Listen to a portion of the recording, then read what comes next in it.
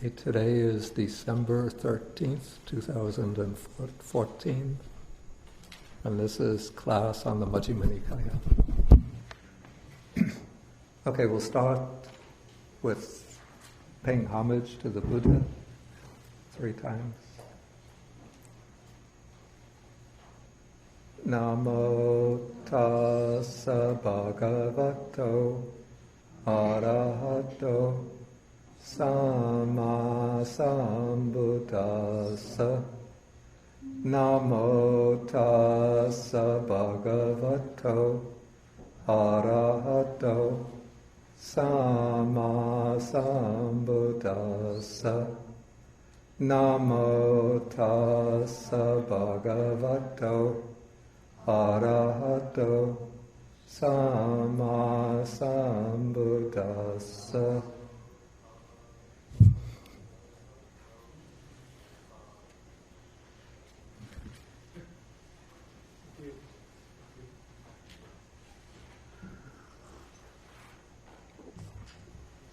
Okay, good morning, everybody.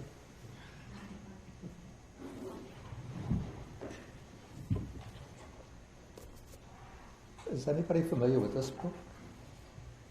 Yeah. A lot of people.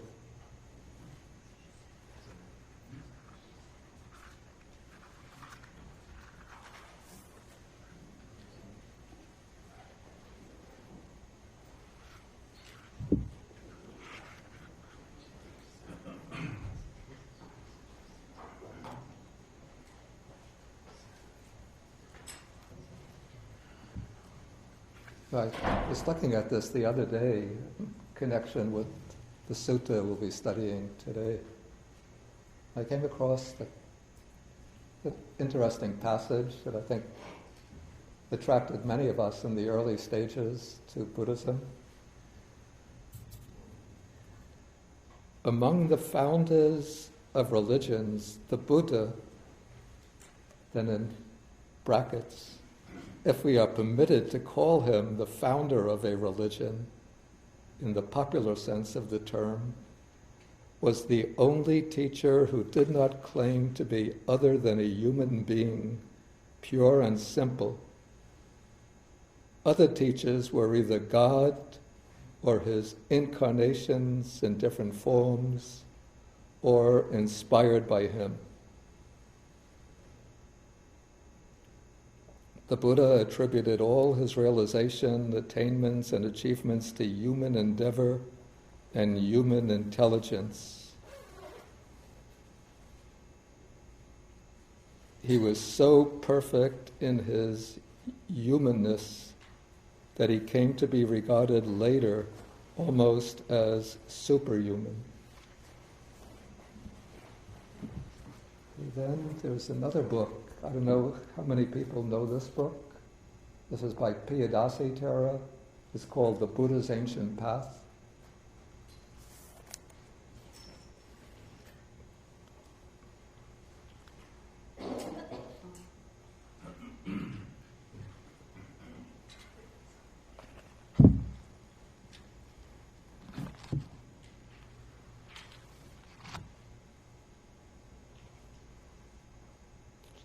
Sounds a little bit like an echo of Walpala Rahula's book. One of the noteworthy characteristics that distinguished the Buddha from all other religious teachers is that he was a human being with no connection whatsoever with a god or any other supernatural being. He was neither God nor an incarnation of God, nor any mythological figure.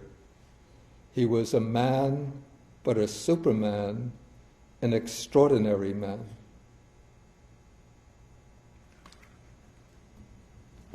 Okay, so this is a little bit of the background to the sutta we'll be taking today, which is called the Acchariya-abbhūta Sutta, the sutta on wonderful and marvelous qualities. So bear those passages in mind and we'll see what we can make out, how we can understand the present sutta. Okay, so this sutta begins on page 979. This is Sutta number 123, called Wonderful and Marvellous, starting on page 179. Okay, when the sutta begins, a number of monks are sitting in the assembly hall after their alms round and meal, and they're having a discussion, and they're saying it's wonderful, it is marvelous, how mighty and powerful is the Tathagata, for he is able to know about the Buddhas of the past who attained final Nibbana, who have broken out from the tangle of proliferation, who have broken the cycle, ended the round, and overcome all suffering. He's able to know about those blessed ones, what their birth or social class was, what their names were, what their clans were, what their virtue was. Then the next is what their Dhamma was, which is interpreted to mean what their state of concentration was, what their wisdom was, what their attainments were, and what their liberation was like. And so, first thing, anything that strikes us, comparing this passage that starts here with what we read in these popular books on Buddhism from Walpola Rahula and Piyadasi Thera.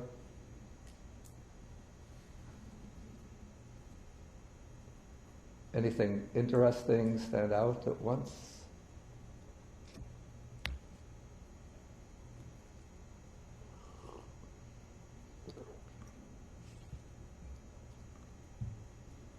So the Buddha Gautama or Shakyamuni, he's able to know all of these things about the Buddhas of the past, their names, their social class, their lifespans, their virtue, their sila, their samadhi, their wisdom, their liberation. All the Buddhas were people. Excuse me? All of them were human beings. All of them were human beings, yeah. You asked what? But anything that strikes out as being rather curious or interesting. Trisha? Well, these are not things that ordinary human beings know. It doesn't follow any normal human sense of knowledge. Epistemology, Yeah. you have to have some means of knowledge Yeah. other people don't have. Yeah. So there's at least there's a kind of significant difference between the way of being that the Yeah. Buddha has and the way that the rest of us have. Yeah, that's one thing. There's something else that struck me as interesting in this passage.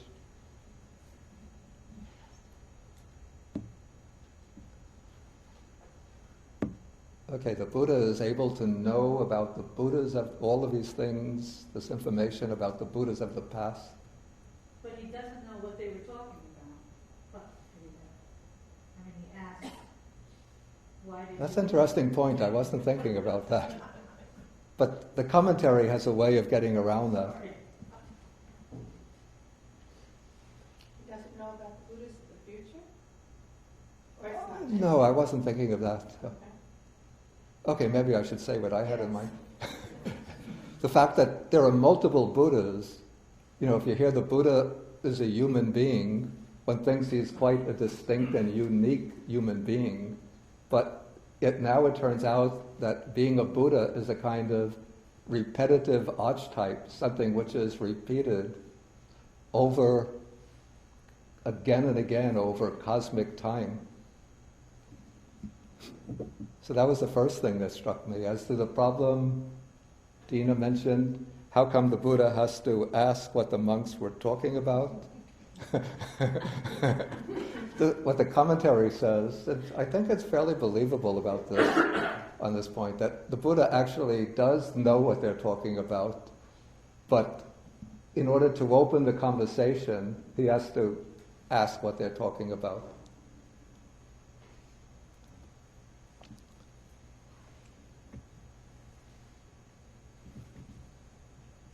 Okay, so this conversation is going on amongst the monks. Okay, then the Venerable Ānanda tells the monks that the Tathagatas are wonderful and have wonderful qualities. They are marvelous and have marvelous qualities. Okay, then what happens, and this is a kind of very typical scene that we come across in the suttas, the Buddha, while the monks are in the assembly hall having a conversation, the Buddha is alone in his cottage. Then at a certain time he emerges from his meditation, he goes to the assembly hall, and then he asks the monks, what is the conversation that you are having that was interrupted when I arrived? Okay, so then the monks report to the Buddha what went on in his absence. Okay, then the Buddha turns to the Venerable Ānanda and he says, that being so, Ānanda, explain more fully the Tathagata's wonderful and marvelous qualities. Okay, now Ānanda starts speaking and he says, I heard and learned this, Venerable Sir, he uses the word Bhante, from the Blessed One's own lips, mindful and fully aware. The word translated fully aware here is sampajano, which I translate clear, with clear comprehension. So with mindfulness and clear comprehension, the Bodhisattva appeared, that is, was reborn into the Tusita heaven. Since mindful and clearly comprehending, the Bodhisattva appeared or was reborn in the Tusita heaven, this I remember as a wonderful and marvelous quality of the Blessed One. Okay, so this passage is referring to the Buddha's last birth before he descended down to earth to take rebirth and become the Buddha. So it's said that in his last human existence, he was the prince by the name of Vesantara, who practiced what would seem to be extraordinary acts of giving or self-sacrifice. In fact, some of his acts of self-sacrifice would strike us today as being a bit strange or incomprehensible. Like a cruel Brahmin came to him and asked him for his 2 children, I think it was a son and a daughter, so that he could have them to work as slaves. And Vesantara was a prince, and yet he gave his 2 children to the cruel Brahmin in order that he could perfect the virtue of generosity. And so today, where we have like laws about child labor and laws against slavery, and certainly, the parent has a responsibility to look after the children and bring up the children in a healthy, nurturant, supportive environment, just to give them away to a cruel master who's going to abuse them and work them to the bone. Knowingly to do that would seem highly irresponsible. But the way it's depicted in the Buddha's text, that as a father he has so much attachment to the children, and so he wants to break the attachment, and so he gives his beloved children away. And eventually I think he also gives his wife away. It turns out that the person who is the cruel Brahmin, everything has a happy ending, is not really a cruel Brahmin, but it's Sakka, the king of the gods in the Tavatimsa heavenly realm, who's appeared on the human level in order to test the Bodhisattva's generosity by asking him to make these supreme acts of relinquishment. So eventually the children come back, the wife comes back, and everybody lives happily ever after. That's pretty exactly parallel to the story of Abraham and Isaac. Actually, there is a very close parallel there. For those who have not been brought up in a Jewish environment, Abraham has decided to devote himself to the God. This is the God Yahweh, who has sort of selected him from all of the people in his community as a special favorite. And then Yahweh, or God, wants to test the devotion, the dedication of Abraham. So he asks Abraham to make a sacrifice for him, and in fact to sacrifice his beloved son Isaac. And so Abraham, with great sorrow and reluctance and affliction, decides he has to fulfill the will of God, and so he brings Isaac to the place of sacrifice, and he lays him down on the sacrificial altar, and I think he has the knife or the sword up in the air, just about to kill him, when God tells him, "I was just testing you." Could it be that it is this old gentleman who came to government? Could it be that he wanted them to help him in his old age? That he wanted to what? Salya Krishna the children, whether he wanted them to assist him in his old age. Oh, I think the Jataka story makes it quite clear that he's going to exploit them and abuse them. Yeah. It's not like a kindly old gentleman who needs some. Okay, so anyway, after passing away from the human realm as king, as he becomes King Vesantara, then the Bodhisattva, through his practices as Vesantara, he fulfills the paramitas, or the supreme virtues, and then he takes rebirth into the Tusita heaven, which in the Buddha's cosmology is 1, 2, 3. It's the fourth heaven in the sense sphere. So at the lowest level there is the heaven of the four divine kings, then something called the Yama heaven, which is never really spoken about very much in the Buddhist text. Then there's Tavatimsa heaven, which is presided over by Sakka, who is the sort of Buddhist metamorphosis of the Vedic deity Indra. And then above that is the Tusita heaven. And it's said that the Tusita heaven, that is supposed to be the abode of bodhisattvas before they pass away to take rebirth back into the human realm, where they'll achieve Buddhahood. And so in popular Buddhist belief, it's believed that now Maitreya or Maitreya is dwelling in the Tusita heaven, sort of accompanied by his retinue of deities, where he's teaching them the Dharma, and he is biding his time until the teaching of Gautama Buddha disappears from the earth. And then when conditions are ripe again, then Maitreya will pass away from the Tusita heaven and come into the human realm and achieve Buddhahood here as the Buddha Maitreya. Is it a prerequisite that the Dhamma has to disappear before the Buddha can come? Before another Buddha can come. Yeah, because otherwise there would be two Buddhas.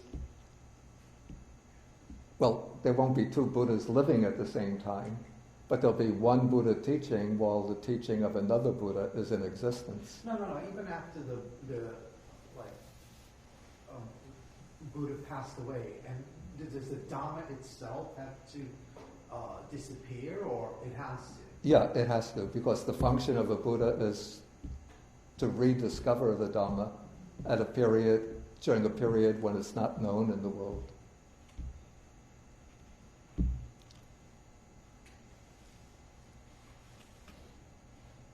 Okay, so Ānanda says that this is a marvelous quality. I remember this as a wonderful and marvelous quality. Okay, now he comes to the next wonderful and marvelous quality. He says, mindful and fully aware, the Bodhisattva remained in the Tusita heaven. That is, through his duration in the Tusita heaven, he always maintained mindfulness and clear comprehension. And he did so in paragraph 5, where he remained in the Tusita heaven for the whole of his lifespan. In a way, this seems almost self-evident, but the point is that in the human realm and in the animal realm, the lifespan of beings varies a lot. So as human beings, some human beings, almost as soon as they come out from the mother's womb, they die. So that being has a lifespan of maybe a day. Sometimes they live for 3 years, 5 years. Others might live healthy life for 20, 25 years, then they get sick and die. Others live to be 60, 70, 80, even, I think that there's a man alive today who's 120 years of age.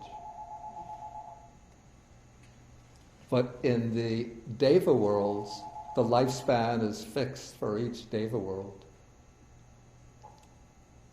And so there's a fixed lifespan in the Tusita heaven, and all of the deities who are reborn there live exactly for that full lifespan.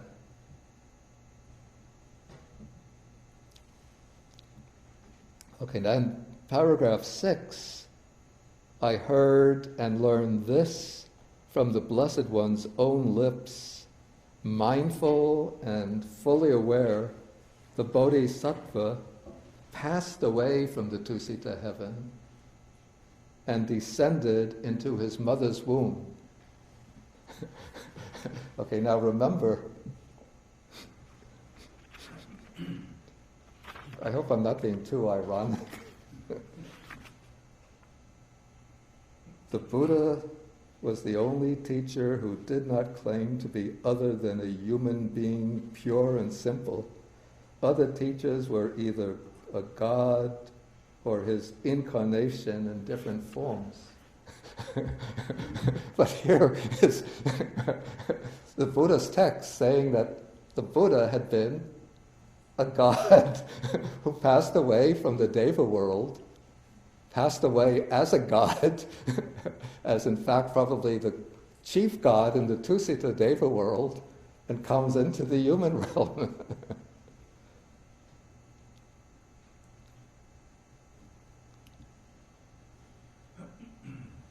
And then what's noteworthy about this passage, unlike almost all other newborn or newly conceived infants, it says that mindful and clearly comprehending, he passed away from the Deva, from the Tusita heaven, and entered his mother's womb.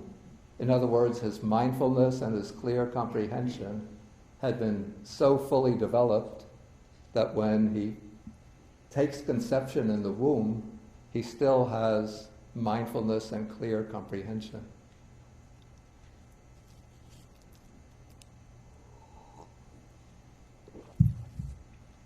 I know that some contemporary physiologists or biologists say that at the moment of conception and in the early stages of embryonic development, the brain, there isn't a brain, there's just, a few cells which are dividing, and so there's not yet a base for any kind of higher mental functions. And yet the text here says that with mindfulness and clear comprehension at the moment of conception, that the bodhisattva at the moment of conception has mindfulness and clear comprehension. So how to reconcile this with modern physiology? I don't know, I'm not a physiologist. Somebody here had the hand up?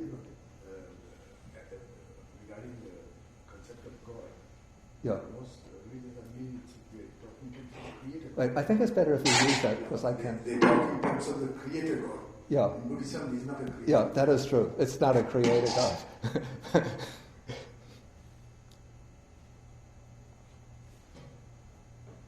Okay. So he, mindful and clearly comprehending, he descends into the mother's womb.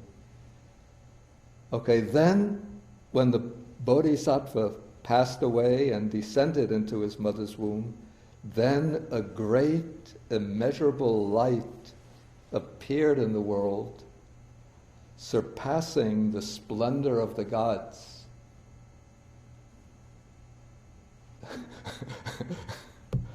Okay.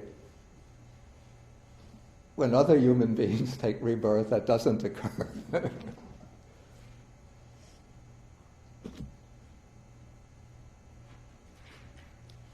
Okay, then when this measureless light appears in the world, then even in those what's called the abysmal world interspaces of vacancy, gloom, and utter darkness, where the moon and sun cannot make their light prevail, there too that great immeasurable light appeared.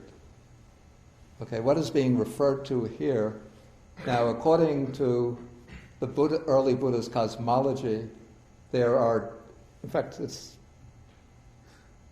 interesting that the Buddhist cosmology speaks about world systems. It uses the expression in Pali, Chakavala.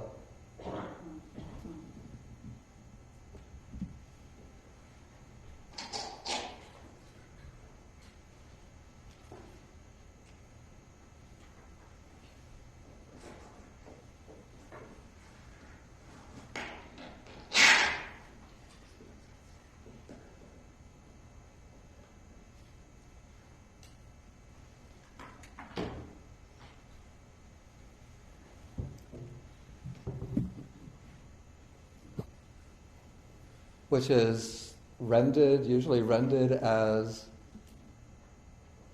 chaka means a wheel. And so this is usually rendered as a world sphere, or literally it's like a wheel of worlds. And if you have seen photographs of galaxies, even the Milky Way galaxy and many other galaxies, they look very much like wheels. You know, they have arms that come around. Oh, I'm not a good artist. You can go on Google Images and just put in galaxies.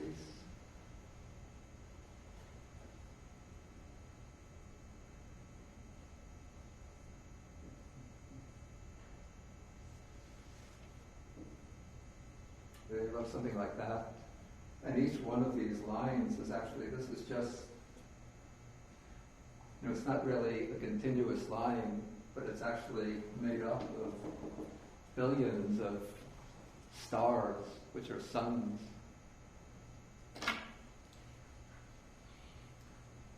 Okay, so that there are many of these world spheres spread out in boundless space, and then in between a number of world spheres, there's areas, vast areas, which are supposed to be very, very dark because they're not occupied by the world sphere.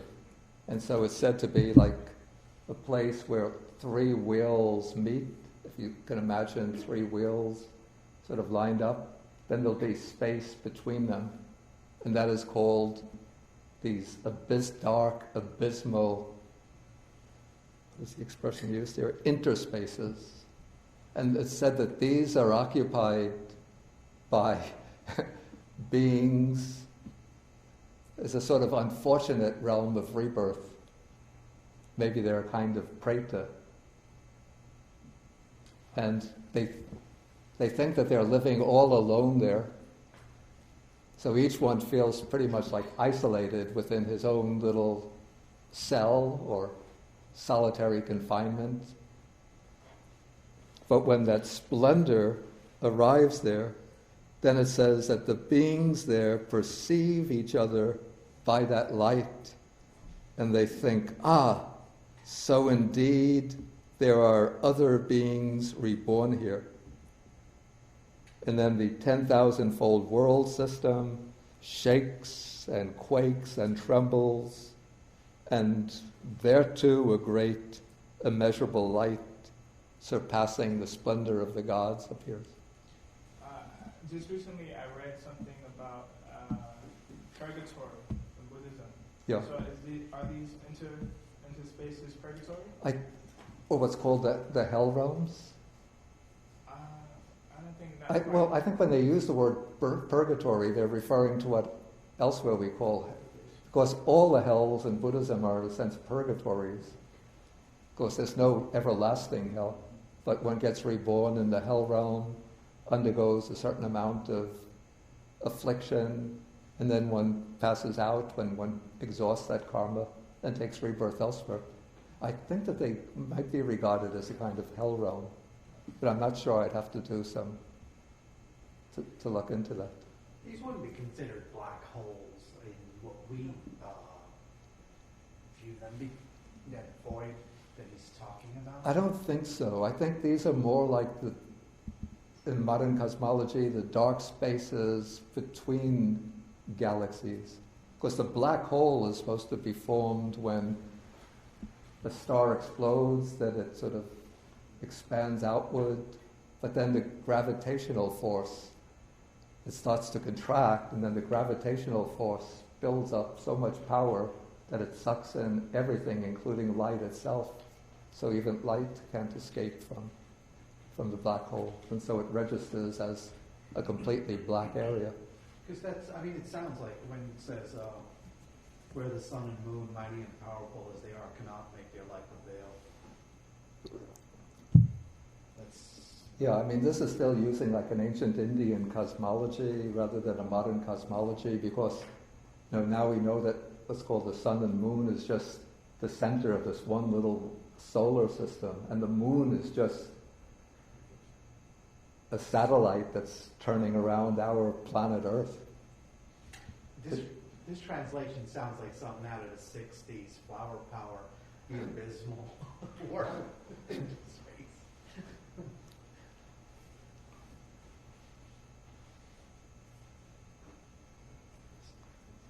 Is somebody a student of astronomy here? If I say anything wrong about modern astronomy, then correct me. Okay, let us just continue. Now, I thought it was interesting that the previous two suttas are on emptiness, sort of reaching continually, deeper states of meditative and philosophical abstraction until there's almost nothing left. And now we come to all of these wonderfuls and marvels. A little bit, this is like the theme in Chinese Buddhism, what they call profound emptiness and marvelous existence. Is that the expression used? What is it in Chinese? You don't know that expression? Chinese expression for the marvelous? There's an expression, empty. 没有真空，没有真空， Miao Yo 真空。 Jun Kong. Right. Shouldn't it be the other way? Jun Kong Miao Yo? It's the other way, is it? That's true emptiness, marvelous existence. So suttas 121, 122 seem to be dealing with true emptiness, and here we're dealing with Miao Yo, marvelous existence.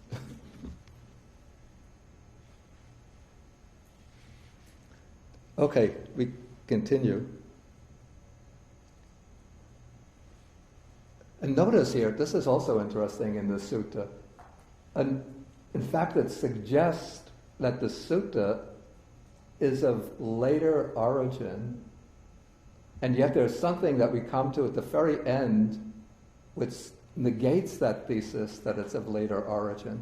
What makes me think it's of later origin is that the sutta is always being stated with Ānanda speaking, saying, I heard and learned this from the Blessed One's own lips. And yet from many of these passages, I don't recall seeing them elsewhere in the Sutta Pitaka. And so, if somebody wants to compose a sutta and insert it in, and he doesn't want to directly ascribe the words to the Buddha, so he can have Ānanda saying, I heard this from the Buddha's own lips. And yet these ideas have become so integral to the Buddhist tradition that virtually all the schools of Buddhism have adopted them, and whenever one sees in temples, for example in Sri Lanka, images of the different stages in the life of the Buddha, one will see these scenes illustrated.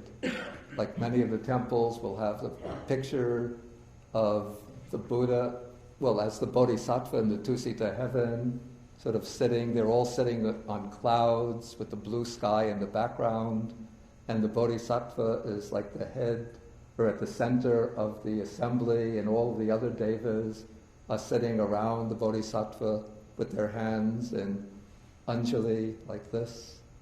Then there'll be the picture of the Bodhisattvas or the Buddha's mother lying on her bed, and the conception scene is usually represented by a white elephant with 6 tusks coming down sort of in a cloud and hovering above the belly of the mother.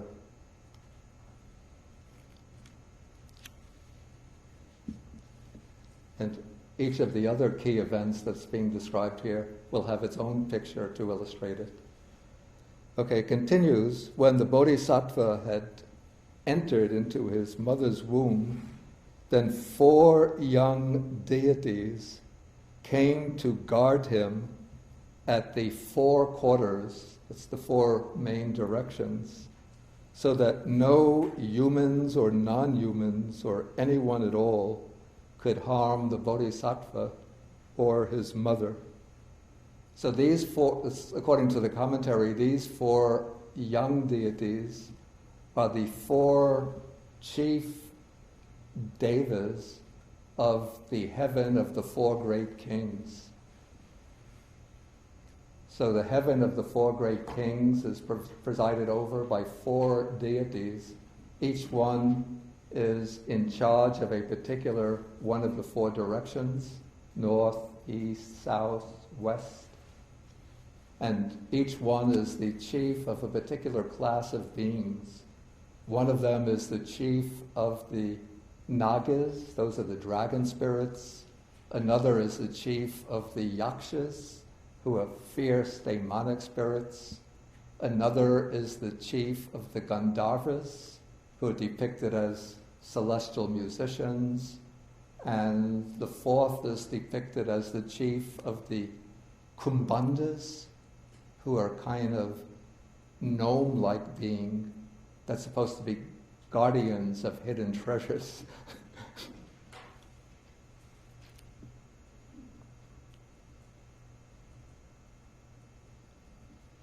Okay, then when the Bodhisattva has entered his mother's womb, then she becomes intrinsically or naturally virtuous in that she spontaneously observes the 5 precepts.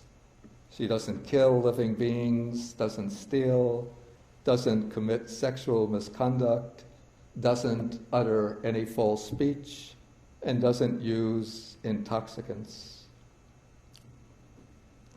And then not only does she abstain from sexual misconduct, but according to the next paragraph, she doesn't have any sensual thought concerning men, and she becomes inaccessible to any man having a lustful mind. I guess the idea here is that once the bodhisattva is in her womb, then she doesn't have sexual relations, even with her husband, the king.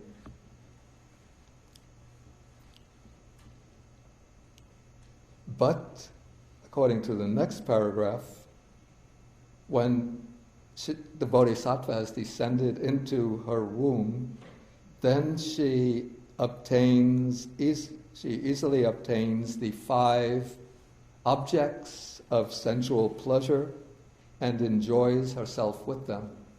That is, she doesn't indulge in sexual enjoyment, but she always has lovely sights to see, maybe gardens and flowers and curtains of the palaces, fountains with nice colorful birds and other wild animals. And she gets to hear maybe lovely music from the court musicians and gets nice fragrances and perfumes and incense and delicious food and soft, delicate bed sheets and shawls and clothes.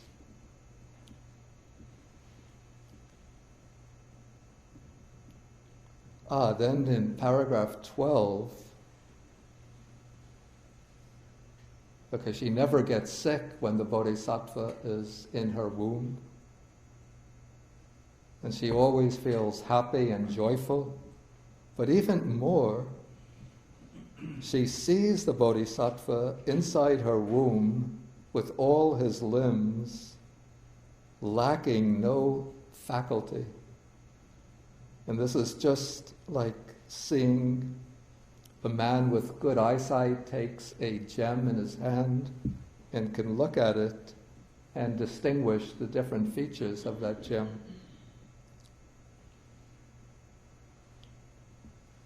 And so she's able, I guess through a kind of divine eye, to see the bodhisattva in her womb as he's undergoing the different stages of embryonic development.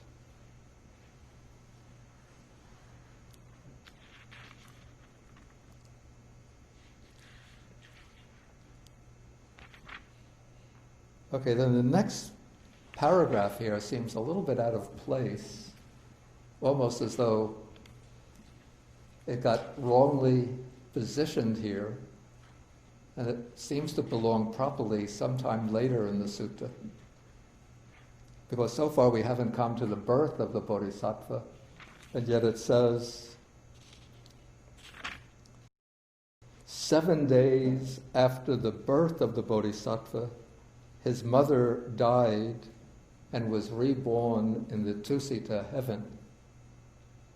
And according to the commentary, the reason why the bodhisattva's mother passes away right after he's born is after the bodhisattva has sort of used her womb as the place of gestation, her womb cannot be used again by anybody else. In other words, she can never give birth again to another child. And so it seems to be, maybe according to Buddhist tradition, a fixed law that whenever any Buddha is born, his mother will pass away within 7 days after his birth. And yet she's a woman of great merit. She, according to the tradition, she had made many, many past lives under another Buddha. She had made the vow to become the mother of a bodhisattva or the mother of a Buddha. And so she would have had great merits, and then she passed away and she was reborn in the Tusita heaven.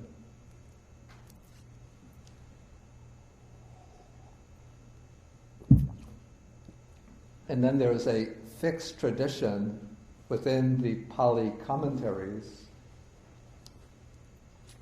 I think it's preserved within all of the Buddhist traditions, all the early schools in one form or another, that after the Buddha achieved Buddhahood, in order to repay the kindness of his mother, he spent one rains retreat. That's the 3-month period when it rains in northern India, usually from sometime in July to sometime in October. So he spent that period in the Tusita heaven. Or actually, according to tradition, actually, he went to the Tavatingsa heaven for the sake of his mother, and his mother came to the Tavatingsa heaven, and deities came from all of the other heavenly realms and from many world systems in order to hear the Buddha teach. And according to the Theravada tradition, what did the Buddha teach when he went to the heavenly realm to instruct his mother out of gratitude for her kindness? What did he teach?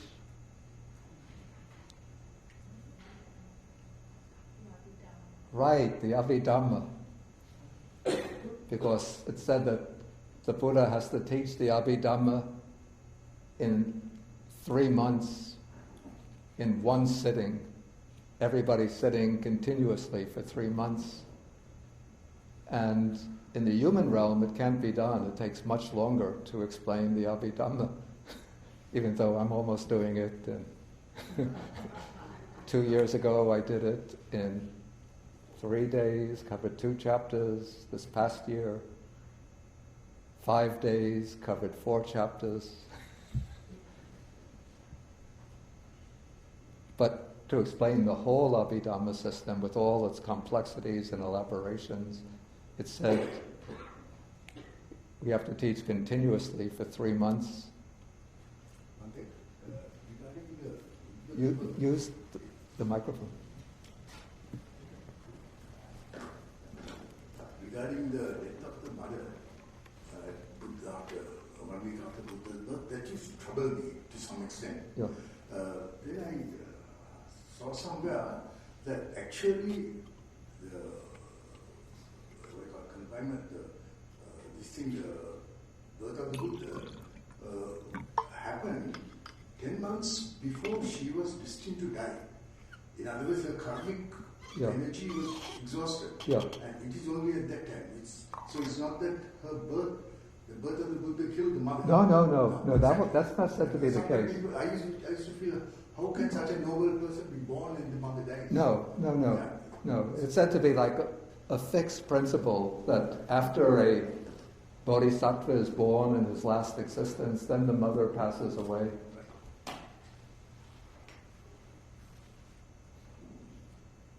The karma is exhausted. Yeah. Mother's karma. Yeah. Okay, continuing. Okay, now we're on paragraph 14. It said that other women give birth after carrying the child in the womb for 9 or 10 months, but the bodhisattva's mother gave birth to him after carrying him in her womb for exactly 10 months. I don't really know the reason for this. Maybe it takes somewhat longer time than for an ordinary person for a bodhisattva's body to fully develop.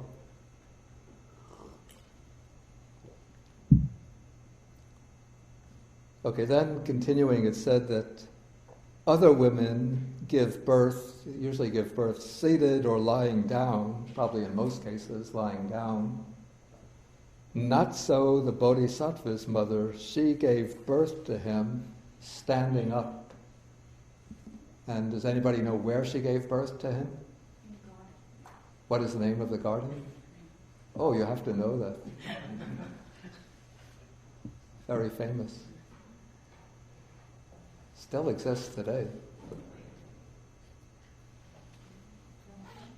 What? Say it?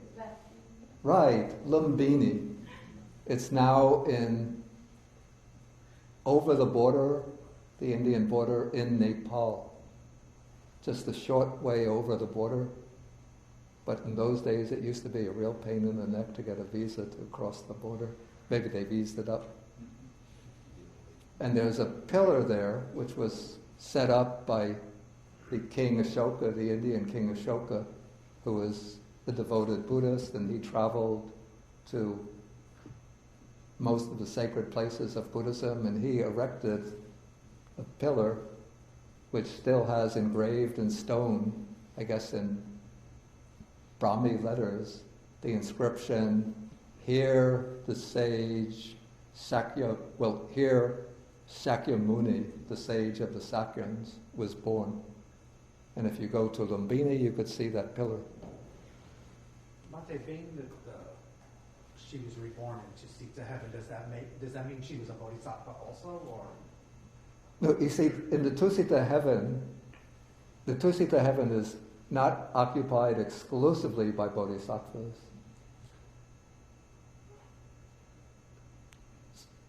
But she would have been on her way to enlightenment in some because form. it's a higher realm, I mean. Yeah, but I think the Tusita heaven is probably divided up into different areas. Maybe she was in the circle around Maitreya Bodhisattva. I don't know, actually.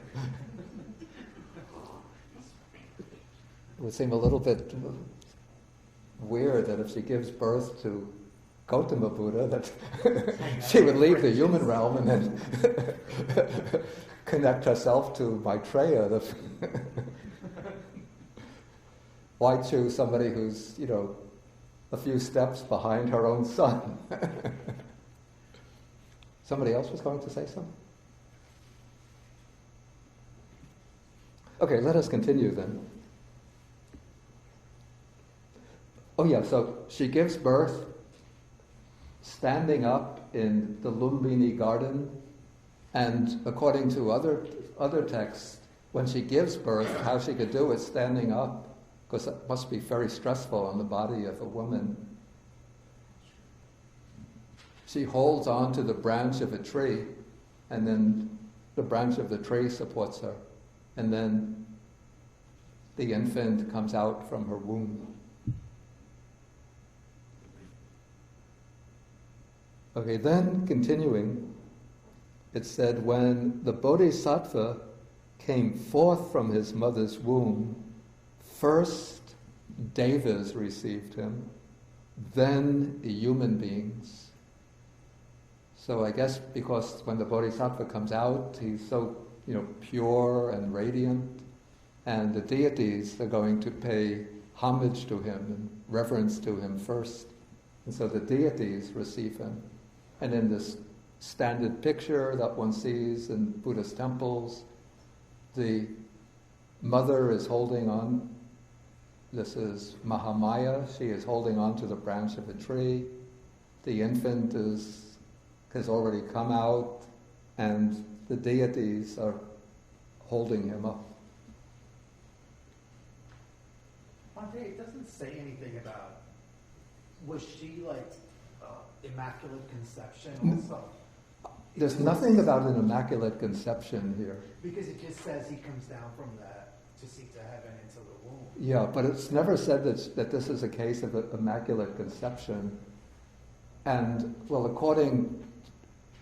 this isn't in the suttas, but I think this comes maybe in the traditional stories, that she had never been able to conceive before. That, so she wasn't a virgin. In fact, actually, the Immaculate Conception has a different meaning. It doesn't mean that Mary, the mother of Jesus, was a virgin. But what it means in Catholic theology is that all other human beings are supposed to have been reborn with original sin sort of imprinted on their souls. But Mary is the one human being who was born without that stamp of original sin in her soul. Because she is the one who's sort of predestined to give birth to Jesus. But supposedly she also was impregnated by the Logos, the Word. I mean, it wasn't... Yeah, this is actually...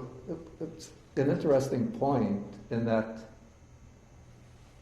this is the way it's come down in the Gospels, but you see,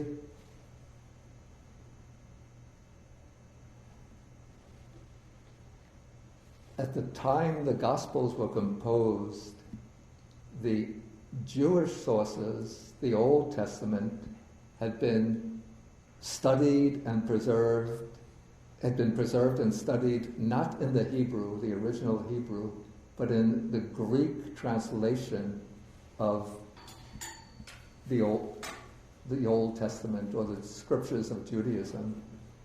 Now, in Hebrew and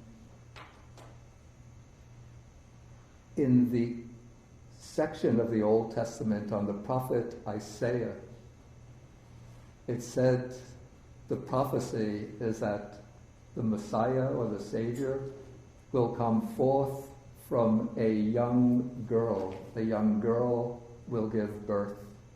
A young woman will give birth. Now the word in Hebrew, which means young girl, when the Jewish scriptures were translated into Greek, the word that means young girl was translated by the word which means virgin. And so in the Greek translation of the prophet Isaiah, it said that the Savior will come forth from a virgin. And then one finds the statement of the virgin birth, if I remember.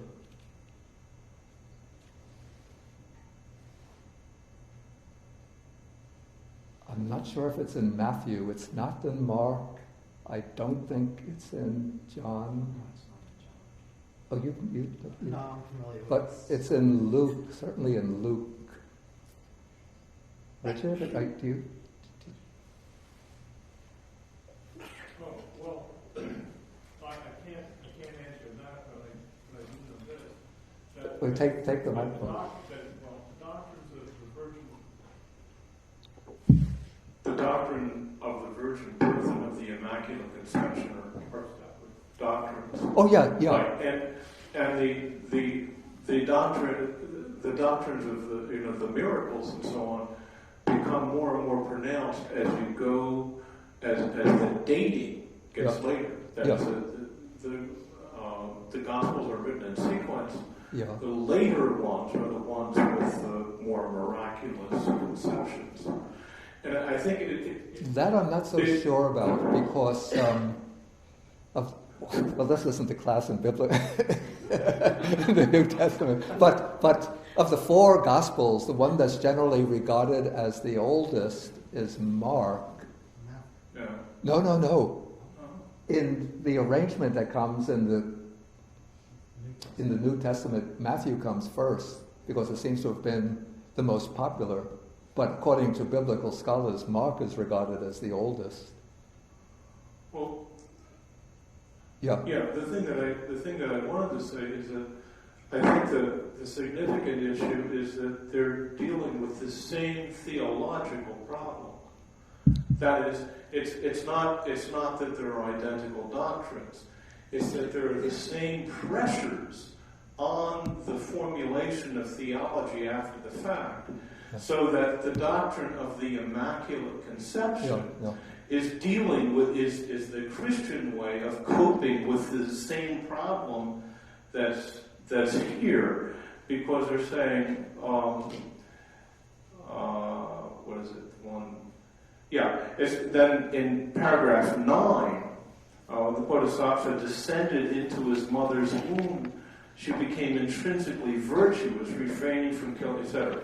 The reason for that in Christian theology is stated. That is that Mary had to be entirely pure and relieved of original sin because Jesus, as a good son, was required to obey every one of her commands, and she was in charge of him. And so none of her commands could command him to do something imperfect. So she had to be perfect. That's the problem. That's the way that the theology develops to solve that problem in both cases. It's a logical implication that is hammering on the heads of the theologists, and so they have to deal with it somehow.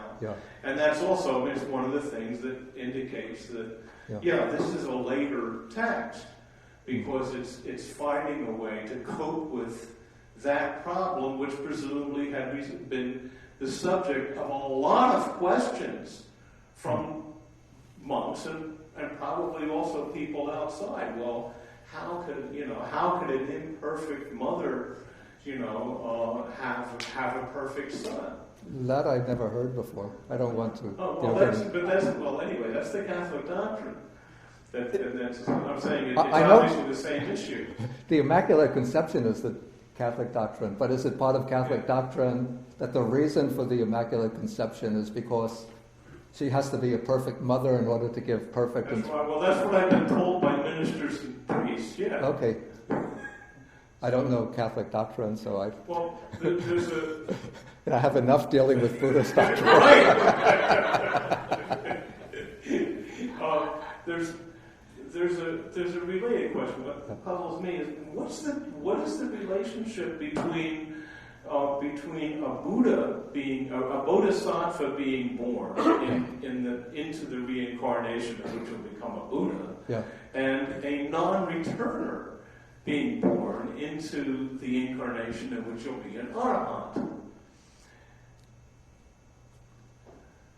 Okay, the bodhisattva,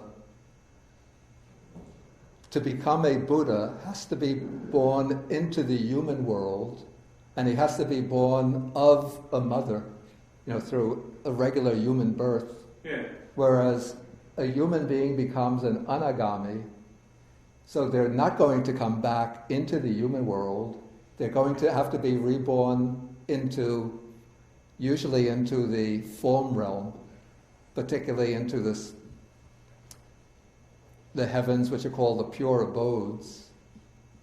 And when they're born in the pure abodes, then they are of what's called spontaneous birth. That is not born of parents, but you pass away from the human realm and then just spontaneously re-arise in... Oh, but I wonder, I'm talking about the birth of someone who's being born to be a non-returner. Oh, to become a non-returner. Right, yeah. I want to know, what's the difference of that? Because that birth would seem to have the same requirements that here are being attributed to the birth of a bodhisattva is about to become a Buddha. But what is the difference between an Arahant and a Tathagata, right? Yeah. Anyway, let's get on to maybe we could save this for the discussion period. Because I want to continue onto the track of...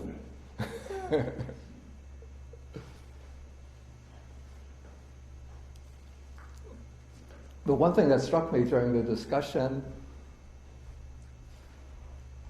I'm not sure whether, even though the Buddhist tradition doesn't depict Mahamaya as having been a virgin at the time that she conceived Siddhartha, the future Buddha, but I don't know that it depicts the conception as taking place as a result of sexual intercourse.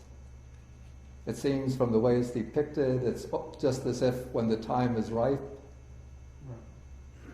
the bodhisattva passes away and then just takes conception in the mother's womb. But it could be that, because conception doesn't take place immediately after sexual relations, but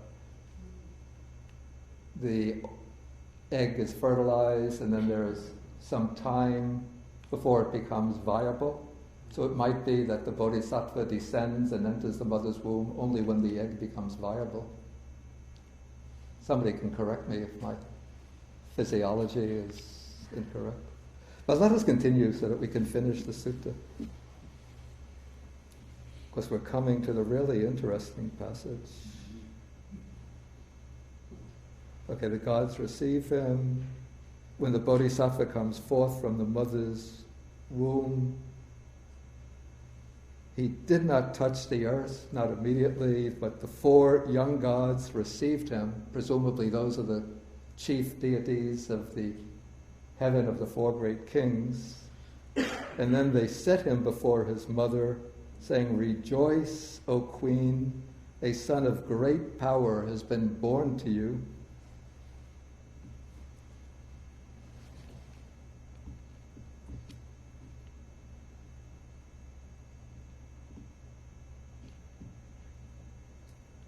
Okay, then when he comes out from the mother's womb, he's unsullied by any of the fluids of the body, the humus, blood, or any kind of impurity. He comes out clean and unsullied. Maybe here you could see the Indian and specifically Buddhist idea that the body is inherently impure, and so we don't want to have, even though the bodhisattva has to be reborn from the mother's womb, but we don't want him to be sullied or the body to be covered by any of the bodily fluids. You know, in some of the later Buddhist traditions, this would be the tradition of centered around the figure of Padmasambhava, who is the man who brought Buddhism from India, at least one of the chief figures who brought Buddhism from India to Tibet. His very name, Padmasambhava, means born of a lotus, lotus born. So the conception, or the concept here, the idea is that he is so holy that he can't be reborn even from the mother's womb, but he just appears spontaneously.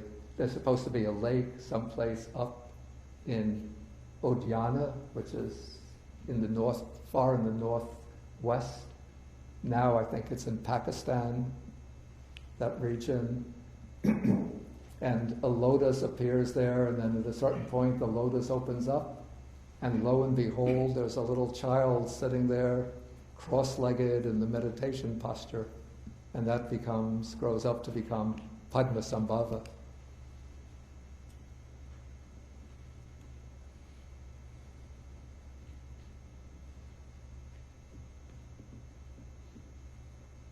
Okay, then when he's comes out from the mother's womb, then 2 jets of water appear from the sky, one cool and one warm, for bathing the bodhisattva and his mother. Okay, next, this is where we come to the really wonderful and marvelous quality. Okay, Ānanda says, "I heard and learned this from the Blessed One's lips. As soon as the bodhisattva was born, he stood firmly with his feet on the ground. Then he took 7 steps facing north, and with a white parasol held over him," there would be a deity here holding the white parasol, he surveyed the 4 quarters, the 4 directions, and then he utters this, it's called the words of the leader of the herd. The leader of the herd is the chief bull in the herd. So this is like a powerful proclamation. So he says, "I am the highest in the world. I am the best in the world. I am the foremost in the world. This is my last birth. Now for me there is no renewal of existence."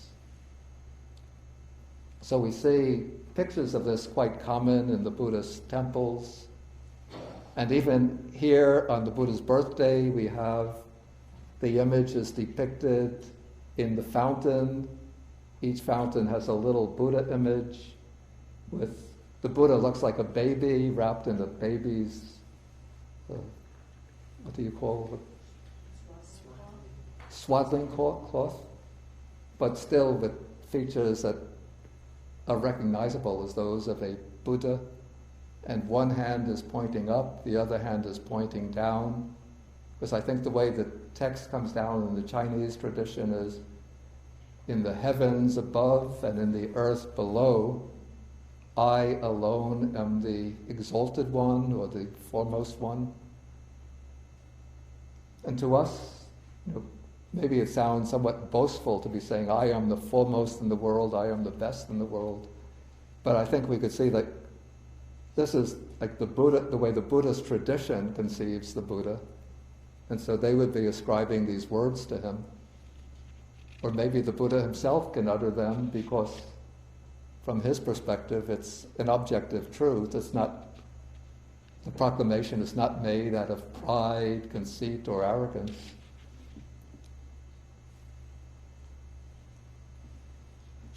Okay, then the commentary gives a sort of symbolic explanation to the different features of the scene.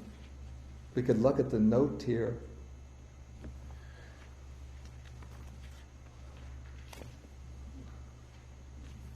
That's 1165.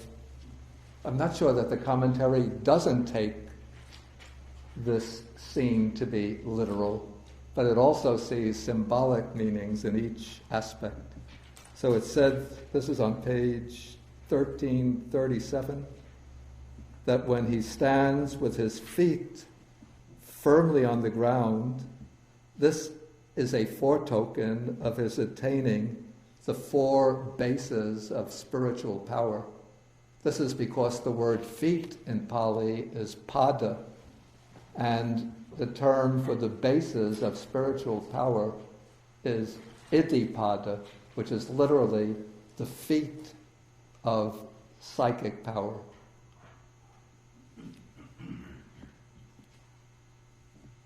Okay, when he's facing the north, now the word for north in Pali is uttara, which means, another meaning of uttara is superior, because the north is upwards.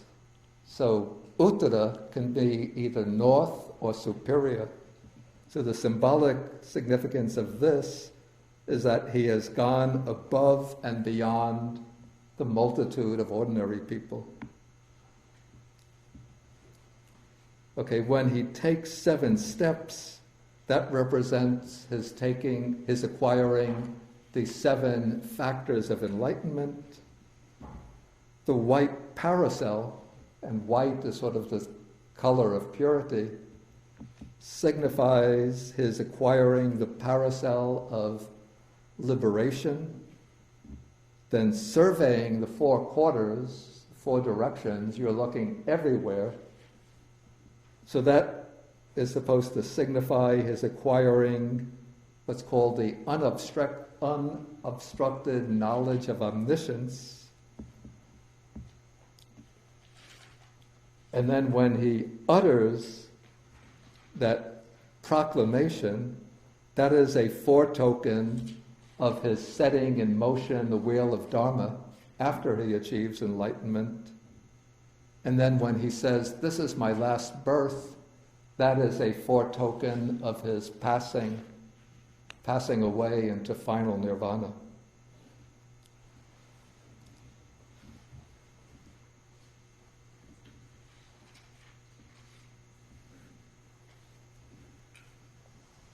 Okay, then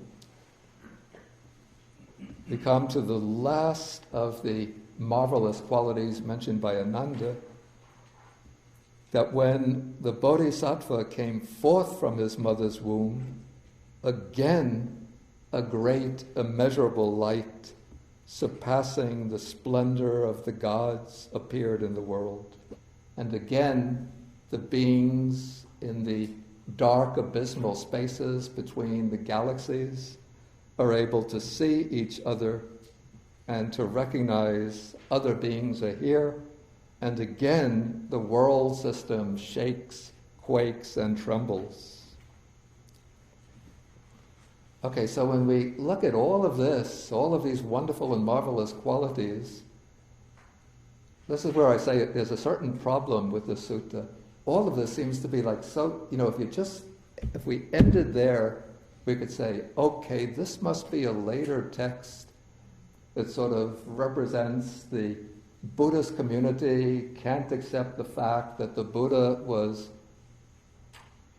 a human being, how does Walpola Rahula puts it? A human being pure and simple? Yes. He did not claim to be other than a human being pure and simple. So we can't accept that. We have to have him with full consciousness, first living his past life in a Deva world, passing away from the Deva world with a great flood of light appearing at the time, with all sorts of marvels accompanying the period of his mother's pregnancy, deities receiving him when he comes out from the womb, taking 7 steps and making a proclamation, and great light suffusing the whole universe. So it seems like you could say, okay, the early Buddhist monks got carried away with the fervor of their emotional devotion and had to sort of embellish the birth of somebody who was a human being, pure and simple. And so one would be tempted to say, this is all a later development, which could easily have been just slipped into the Majjhima Nikāya.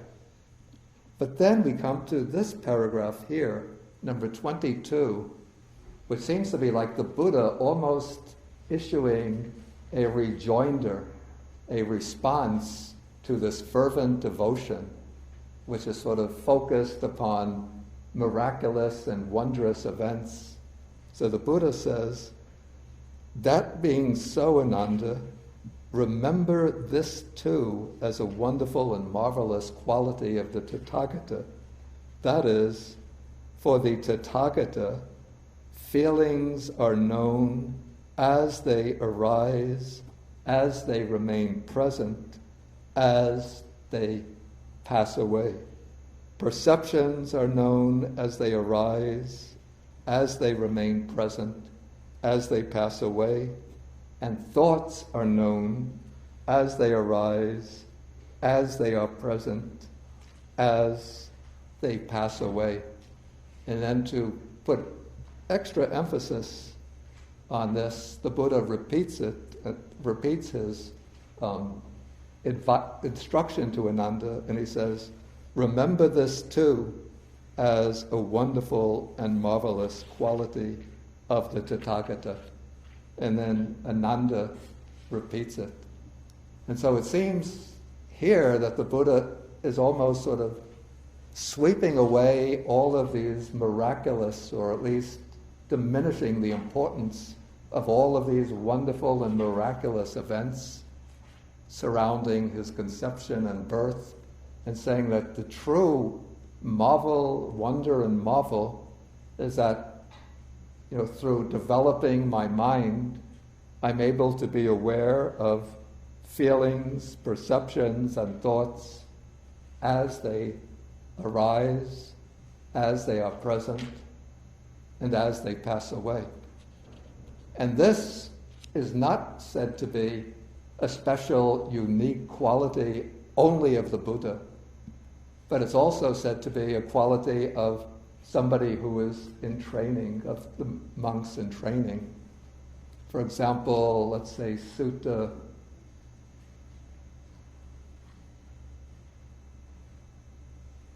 Anguttara Nikāya, Book of the Fours, I think it's Sutta number 41, or it could be 51, 41 or 51. It's on 4 kinds of concentration, and one of those 4 kinds of concentration is called the concentration that leads to mindfulness and clear comprehension. And it's explained that a monk is aware of feelings, perceptions, thoughts as they arise, as they remain present, as they pass away. And then I believe there's also a passage in the Samyutta Nikāya, it might be in chapter 36, where the Buddha is telling monks who are sick that they should be mindful and clearly comprehending. Then he raises the question, what is mindfulness?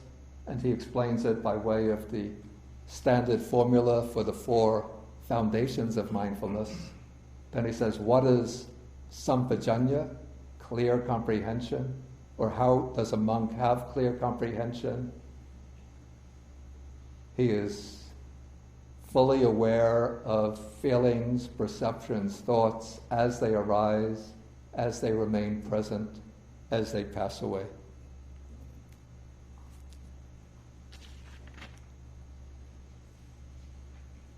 Okay, now that takes us to the end of the sutta. If anybody has a quick question or comment, we could take it now.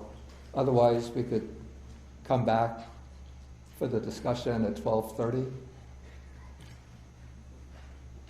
What is funny? He likes acquiring my stuff.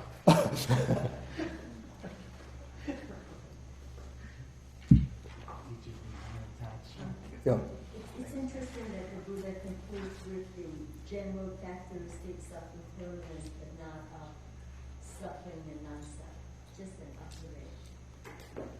Well, I think the point here is not to bring in the 3 characteristics, but just to show that he's aware of these 3 aspects of experience in each of their stages.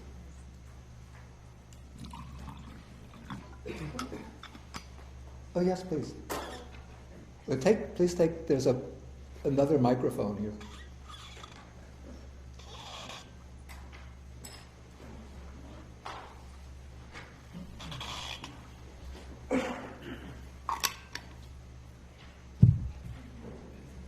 Just a quick comment.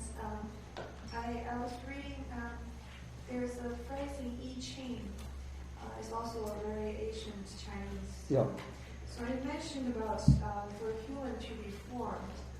For a human to be formed, there has to be yin-yang zhi qi. So the original says, 故人之生也，亦合阴阳之气，故父母之精，两精相搏，形神乃成。And there's more. So I think that my understanding is that there has to be those 2 elements. Mm-hmm. So maybe that has some reference to how Buddha or Jesus were born. The 2 elements would be the male and the female? Yeah. Mm-hmm. You know, I should say, again, coming back to the Bible, the idea of the virgin birth of Jesus, again, it comes through this translation of the Hebrew word meaning young woman into Greek as virgin, and then it gets inserted into certain of the Gospels in order to connect the birth of Jesus with the prophecy of the prophet Isaiah. But as far as Mary being a virgin, I'm afraid that there are some passages in the Gospels which speak about the brother of James, the brother of Jesus. So Mary had other children after Jesus. Yeah, it's a fact.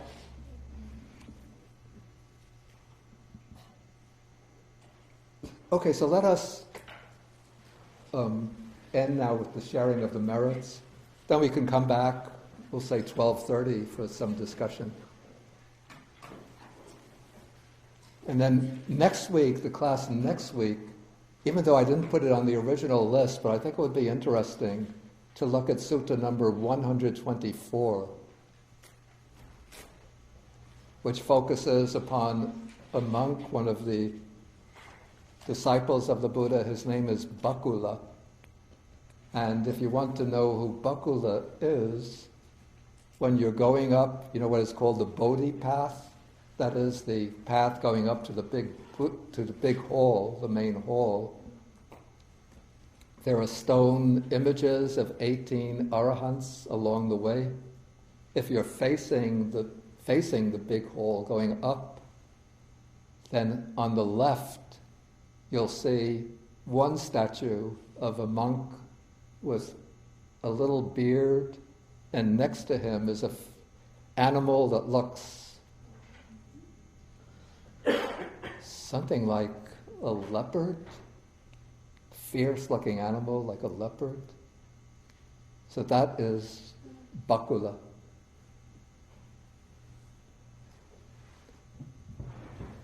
Okay, so let us end with the sharing of the merits.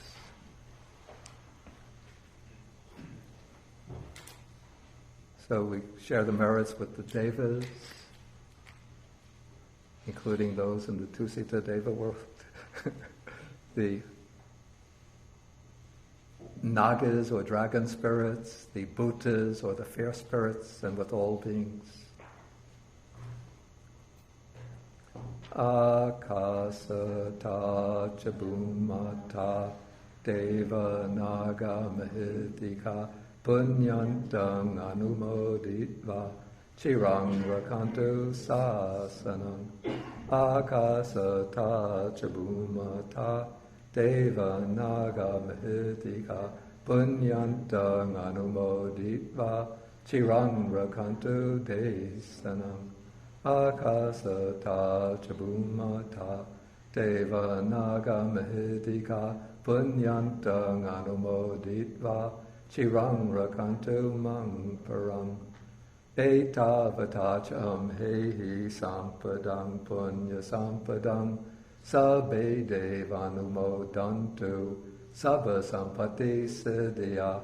Etavatacham hehi sampadang punya sampadang sabbe bhutanumodantu sabba sampati siddhya.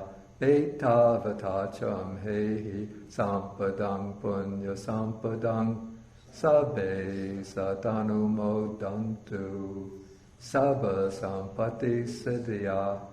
Bhavagupadaya avichihitato etantare satakayopapana rupya rupicha sanya sanino dukkha pamuchantu pusantu nibuting.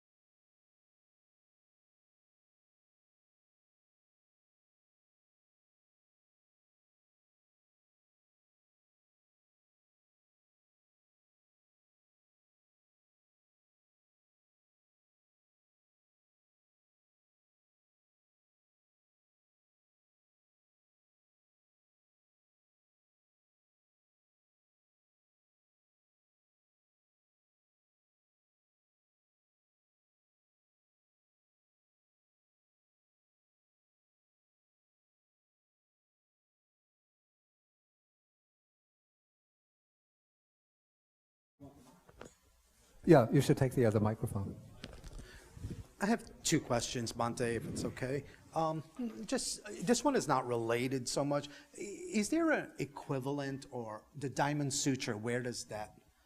The Diamond Sutra is a Mahayana sutra. Yeah, but is there an equivalent, or does it originate anywhere in Theravada? No, it's something of a condensation. It's part of what's called the Prajnaparamita group collection of sutras, okay. And it's a very short version of the Prajnaparamita. It does make allusions to some ideas that are in the Pali Suttas, especially the idea of the Dhamma as being like a raft taut for going to the other shore. But the sutra itself doesn't have a counterpart. And the word chan, does that derive from jhana? Yeah. It does, right? Yeah. Originally in Chinese it would have been pronounced chan-na. Chan-na. But then they dropped, to make it one syllable, they dropped the na, so it just becomes chan. Or often they use chan to indicate the meditative state itself. Right. They'll use chan-ding. Oh, is it dhyana? Yeah. So the chan is actually, what do you call this, transliteration from, probably it's based on the Sanskrit dhyana rather than Pali jhana, same word. So they take the chan part from Pali Sanskrit, and then ding is the original Chinese word, which means something like fixed or definite. So it indicates like the fixing of the mind in concentration.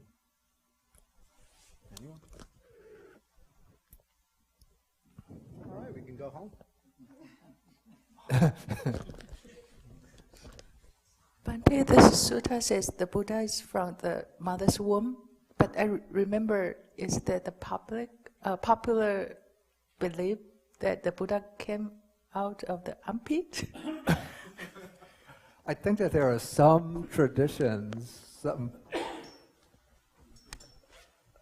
what they call the biographies of the Buddha, from a somewhat later period when describing the Buddha's actual birth. They have him coming out from the armpit or from his mother's side. Maybe there's a kind of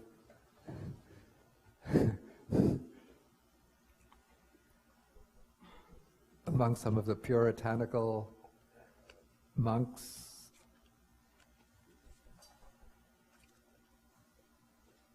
an aversion towards the idea that the child or the infant can be coming out from the vaginal passage. So they have to have almost like a miraculous birth. It seems like it's alluding to that. I mean, in a way, I don't want to. It doesn't seem. It seems to make it like more divine than if.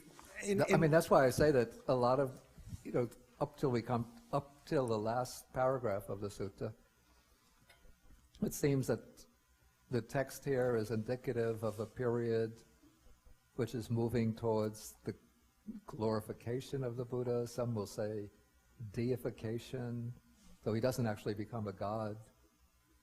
And then there was one of the schools, the early schools, or a branch of one of the early schools, the Lokuttaravadins, they were called, a branch of the Mahasangika school, held that the real Buddha never takes birth, that the real Buddha remains in a kind of divine realm, always sitting perpetually in uninterrupted samadhi, but out of compassion for deluded beings, the Buddha conforms to the ways of the world by showing himself as taking birth, going through the stage of being unenlightened so that he can enjoy pleasures in the palace, then renouncing, achieving enlightenment, then teaching and passing away into nirvana. But the real Buddha never passes away. He's always enlightened, always sitting in enlightened samadhi. And then this idea, even though it originates in one of the early schools, then it sort of comes into, in a somewhat different form, into some of the Mahayana sutras, particularly the Saddharma Pundarika, the Lotus Sutra. Any idea why it was chosen to be included in these discourses, being that it's unrelated? Well, as I said, it seems indicative of a period where the Buddhist community doesn't want to understand the Buddha as an ordinary human being, or having been an ordinary human being. And so there comes a glorification. But looking at this from another point of view, I mean, I don't know the answers. I'm not, I don't have omniscient knowledge of this. But let us suppose that, and I would think that somebody who's going to become the Buddha doesn't do so just by chance, but he has to have had or fulfilled certain excellent qualities over many lives, no? So I would think he's, according to the account of the paramitas, that he's fulfilled, perfected generosity, virtuous behavior, taking the southern list, renunciation, wisdom, truthfulness, and so on. The northern list, including, will both have energy, patience, and certainly meditation, wisdom. So he's fulfilled all of these qualities, and I would think, in little babies, you put them in their carriages in a nursery, and they might not look so different, but each little baby is bringing with it a whole backlog of impressions and qualities generated and acquired in past lives. And so I would think that somebody who has fulfilled all of these excellent qualities over so many lives, their birth would not be like that of, Joe Smith, who's just going to be working as an auto mechanic, and married with 2 or 3 kids, and going to the bar to drink with his friends on Saturday night, and playing with his poker group on Sunday afternoon, whatever. Are you talking about Joe or me? I don't have anything against auto mechanics. I'm just choosing a...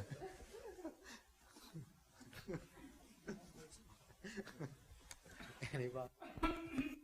So we read, if you read the biographies of the great, some of the great Buddhist monks of the past, and even of some of the Hindu sages of fairly recent times, like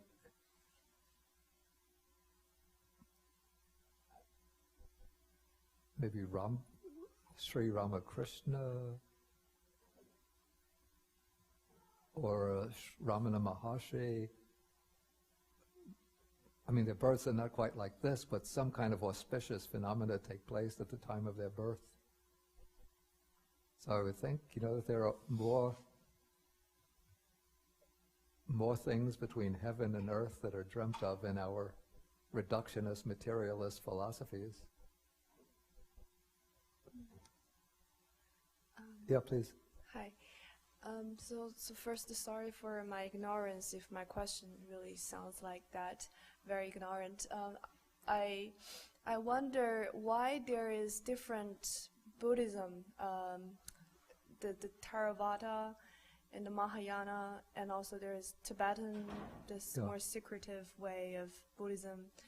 Why this difference exists, and also for us, how for example, me, how do I know which one should I study? Yeah. And also when I study it, how should I balance my effort from a scholarly approach, just study Buddhism versus practicing just by meditate? Maybe I don't have to understand any of the theory, but if I practice, I can experience it. So there's this. I can devote my efforts into the scholars type study versus just practice. How should I regard this? Thank you. Well, these are 2 big questions. It almost takes a whole class or a whole course to deal with them. Okay, first, why there's different forms of Buddhism. Okay, the Buddha taught for 45 years, and even we could see within the circle of the Buddha's disciples, different groups of monks would have different points of emphasis. So some would put a lot of emphasis on quiet meditation, some would put emphasis on wisdom or insight, some specialized in the discipline, the Vinaya, others specialized in learning or study of the text. So even during the Buddha's time, there was sort of differences of emphasis according to the different inclinations and temperaments of the people who were being taught. Okay, and naturally as time went by, the Buddhist community spread out over wider areas in India. And then initially, during the early period, say on the essentials of the teaching, there was agreement, but they would have different sort of philosophical interpretations. And so in this way we get, according to the traditional account, 18 schools representing early Buddhism. And we don't know the positions of all 18 schools, but there were about 4 or 5 main schools with different points of emphasis. Okay, then as time went by, then out of some of the early schools there emerged the form which is now called Mahayana Buddhism, and then new scriptures applied, which are called the Mahayana Sutras, which introduced a new ideal, new philosophical interpretations. And even the Mahayana itself went through about at least 3 waves, each one bringing up new scriptures and new philosophical schools. And so we get, this is still in India, what's called the Madhyamaka school, or the middle way school, the Yogacara school, the mind-only school. Then still a later period, sort of new techniques or methods of meditation came to be adopted in the Buddhist communities. And then this led to the emergence of what's called Vajrayana Buddhism or Tantric Buddhism. Then each of these forms of Buddhism, which originate in India, move to a different geographical region. So that the only early school that actually survived is the Theravada school, which had moved early to Sri Lanka and then moved to Burma, Thailand, Cambodia, Laos. Okay, then when Mahayana Buddhism became prominent in India, then the Buddhist missionaries moved from northern India over the Silk Road to Central Asia, then from Central Asia to China. And then in China itself, new schools emerged, which sort of adapted the teachings in ways that were more suitable to the Chinese mind. So we get the original Chinese schools like Chan or Zen and the Pure Land school. And then Chinese philosophical schools, Tiantai, Huayan. Okay, and then from China it moved to Korea, Japan, and this way we get what's now called East Asian Buddhism as it exists today. Then Buddhism, a still later period, 8th century, 9th century, moved up to this was in the Vajrayana stage, moved up to Tibet and then flourished there. And so we have in Tibet actually to some extent all schools of, or all forms of Buddhism in Tibetan Buddhism, but the emphasis is on Vajrayana Buddhism. And so that this way we get like three main Buddhist traditions: Southern Buddhism, which is the Theravada school; East Asian, which there's a variety of schools; then Tibetan Buddhism, which itself also differentiated into different schools with some differences of interpretation. Nyingma, Khagyodpa, Gelugpa, Sakyapa. Okay, so that's how, a differentiation takes place as to which one to choose. First I say, to just, explore, learn something about the different schools, and then follow whichever school seems most congenial to one's interest and temperaments. But I think it's important, my opinion is, for Buddhists of all schools to learn the early teachings, because this is like what I would call a fountainhead of the Dharma, the source. And so, unfortunately, what has tended to happen in East Asian Buddhism is that the different schools there would form around particular Mahayana Sutra without putting much emphasis on learning anything else about the broader Buddhist systems. So we get, like the Tiantai school focuses entirely on the Lotus Sutra. The Pure Land school on the Pure Land Sutras. The Huayan school, I don't know that it exists anymore, but it focuses only on the Avatamsaka Sutra.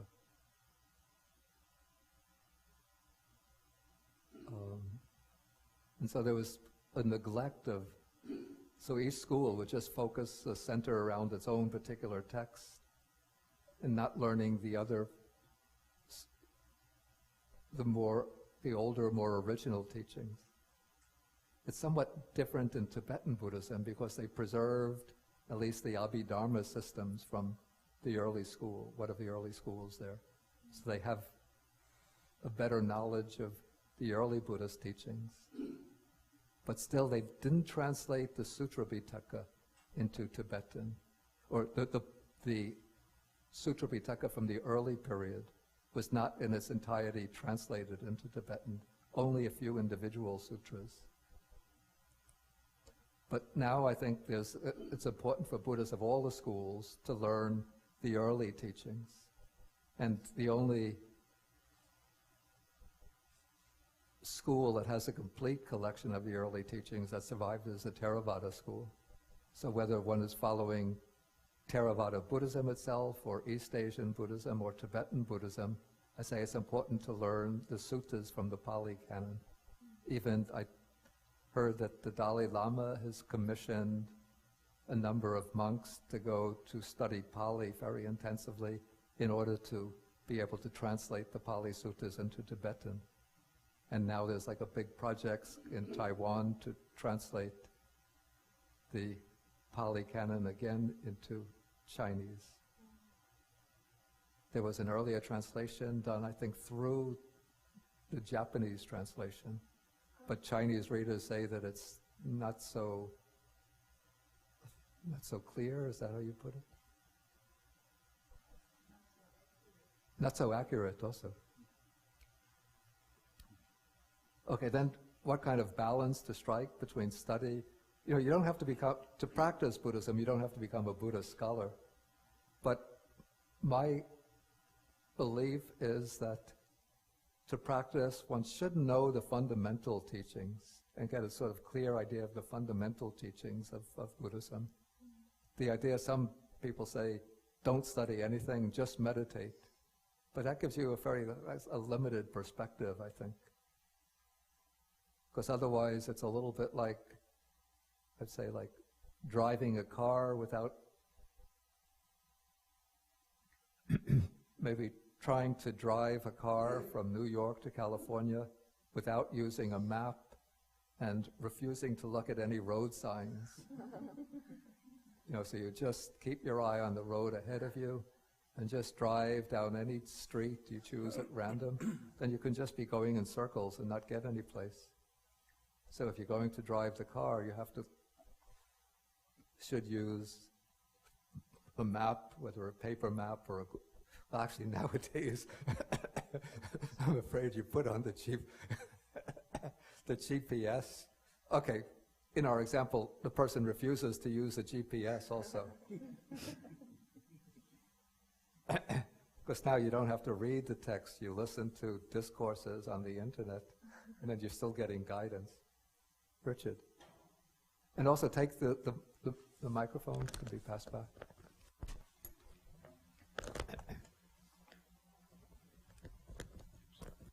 Yeah, there's a doctrine, right, that once one enters the stream, right, that then you are assured to become an arahant within 7 lifetimes, right? Right. Okay. Now, what I'm wondering is, last week we talked about Sutta 122, and it's about the undoing of teachers and pupils. Yeah. And it seems to say that, you know, the undoing can go as far as, you know, becoming an animal, going into a hell realm, and all of that kind of thing. What I'm wondering is, if a stream enterer is guaranteed to become an arahant within 7 lifetimes, yeah. How do they deal with 122? Because if a teacher can be so undone that he enters the hell realm and so on, he's not going to get a chance there to become an arahant, right? Yeah. So what if he does this in his 6th lifetime? He can't be reborn as a human in his 7th lifetime in order to become an arahant if he's going to a hell realm first, right? But this is somebody who hypothetically is a stream enterer, a Sotapanna? Well, I'm saying he talks about on page 976, right? He says in paragraph 22, and how does a teacher's undoing come out? Yeah. Now, doesn't a teacher have to be a stream enterer? No. No?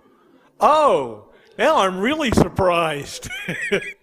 First of all, when this passage is speaking about the teacher's undoing, he's not referring to a teacher in the lineage of the Buddha. He's speaking about somebody, it can be from any school of thought or any system of any kind of contemplative system, who becomes an eminent meditation master.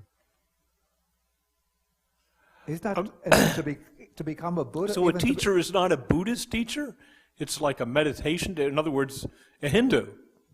Well, in the time of the Buddha, there was not Hinduism as we know it today. Well, but no, it was Brahmanism. Yeah, okay, Yeah. so this would be, it could be a teacher from the Brahminic camp, or a teacher from one of the samana, the ascetic communities.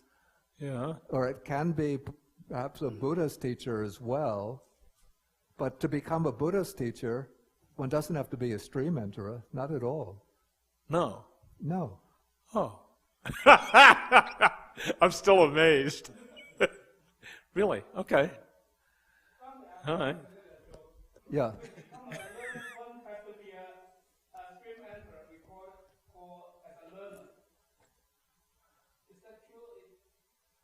Well, there's a term, seika, which can be translated a learner or trainee. And that means one who has reached at least the level of the path of stream entry, usually a stream enterer, once returner, non-returner. But that doesn't mean that anybody who is learning the Dhamma or practicing the Dhamma is therefore a seika and therefore a stream enterer. Yeah, so you've learned something new today, Richard. Okay, see you, Sam. Then we'll have to end for the day. Oh, and Poe. Bande, today something puzzled me on section 22, the last section that the Buddha, actually you said rejoins, the rejoinder. Yeah. Why did, and you said actually a similar instruction, also rather similar section appears in others elsewhere in the Sutta Pitaka as well. So there's these three, the feelings, the perception, and the thoughts. But why did he keep the other two of the aggregates out of this?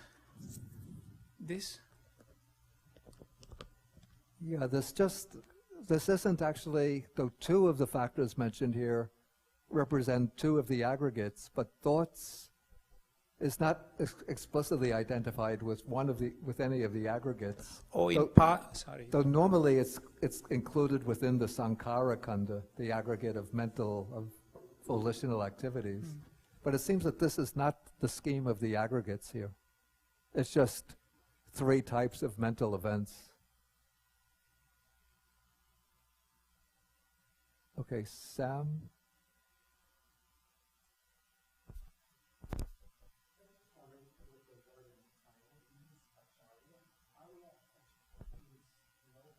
No, this has nothing to do with the word Arya. This is Acharya.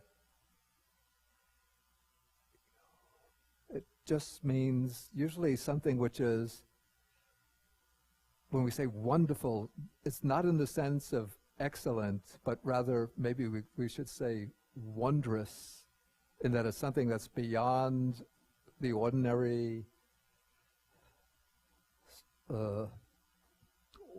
events, something which is sort of bordering on the miraculous, something which is astounding, mind-boggling,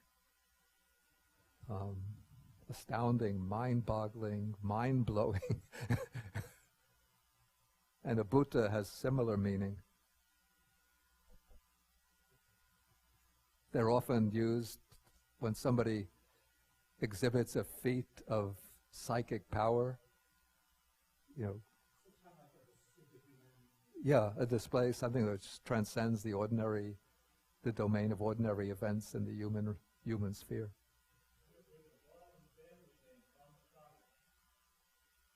Named. Yeah, that is a different word. That is acharya. probably Acharya. Yeah, there's a word which means teacher, which is Acharya.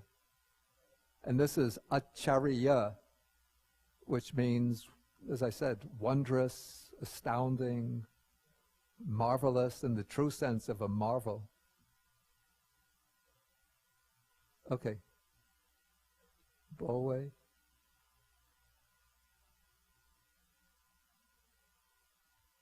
Put it on. Bhante, my question is about the efficacy. When I pray to the Buddha in the Theravada tradition, because the Buddha said, this is my last birth, right? And we don't know if the Buddha exists after his Nibbana or not. That's the issue is irrelevant. So my question is, I think I asked Bhante this question years before. So when we say Namo Tassa Bhagavato Arahato Samma Sambuddhassa, it's just like I'm making a phone call and the other end there's no person to answer the phone call at all, because I met Bhante as a Mahayana Buddhist, and then over years I dropped my Buddhas from the Mahayana tradition one by one. So even in the Theravada tradition, we recollect the Buddha, but even when I recollect the Buddha, it's just the recollect of the Buddha's good qualities. So there's nobody over there that I can rely on. Is that so? And since there's no way to check, so I would think, well, because I'm not a strong-willed person, maybe it's safer for me to be a Mahayana Buddhist, because there are so many Buddhas, numerous Buddhas over there, and I feel empowered every morning when I wake up. But if I follow the Theravada tradition, I have to be self-reliant, right? Is there just when I make prayer to the Buddha, what would happen in the Theravada tradition? I have my own understanding of this. That even though the Buddha as an individual sort of comes to an end, but what happens is that the Buddha becomes the Dharma in a sense. And the Dharma preserves, it's sort of like an immensity of power, spiritual power. So when one directs one's mind towards the Buddha as sort of the physical or personal representation of the Dhamma, if one has the good intention or a noble, worthy aspiration, one is drawing upon an immense power source which is helping to promote the fulfillment of that aspiration. But it doesn't mean that the aspiration can be fulfilled without personal effort on one's own part. And if one sort of prays to the Buddha asking for selfish things, maybe it's not going to work, because then the aspiration is corrupted by greed, aversion, or by greed. So, Bhante, I don't want to be driving the Toyota anymore. May I wake up in the morning and find a Mercedes in my driveway? Or I'm playing the stock market. Bhante, may my stocks go up in value. Or Bhante, I don't know.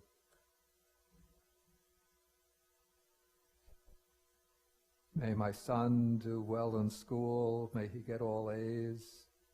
Even though he doesn't study, he just goes to the tavern. That's not going to work. But if one makes good aspirations, Bhante, may I be able to learn and understand the meaning of the texts, or may I be empowered to be able to help others and benefit others, then I think it's going to be, something's going to happen. So this is what they speak of, and I think they use the Chinese words. One means like call or invitation, and the other is the response. Is it ying? Ying. Ying. Fourth tone. Ying.